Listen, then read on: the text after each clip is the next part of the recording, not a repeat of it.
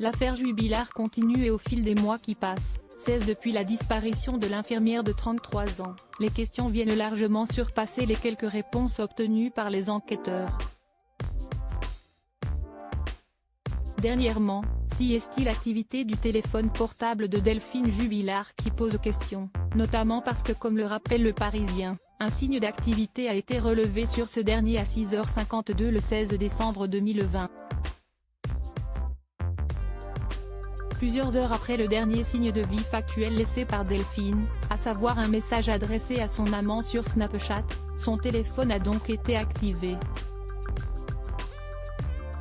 D'après ce que rapporte la Dépêche du Midi, l'activité décelée à 6h52 a entraîné l'ouverture d'un fichier en particulier qui, selon le service juridique de la marque Huawei cité par la Dépêche, nécessite une action de l'utilisateur et implique un téléphone déverrouillé.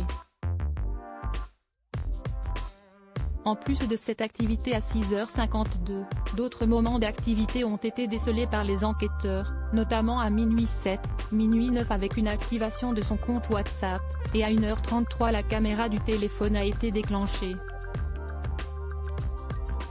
Alors Delphine Jubilard était-elle encore en vie à 6h52 le 16 décembre 2020 ? Ou quelqu'un d'autre s'est-il servi de son téléphone portable ? Si Cédric Jubilard, présumé innocent et mis en examen en juin 2021, reste le principal suspect, quelques questions se posent quant à un possible alibi. En effet, le matin du 16 décembre 2020, 3 gendarmes se sont rendus à son domicile. Ils sont arrivés à 6h31 et ne sont repartis qu'à 7h14. Preuve en est, selon nos confrères du Parisien, la puce électronique de leur véhicule de la gendarmerie. Alors ces gendarmes ont-ils vu Cédric Jubilard manipuler le téléphone de sa femme ? Difficile à dire.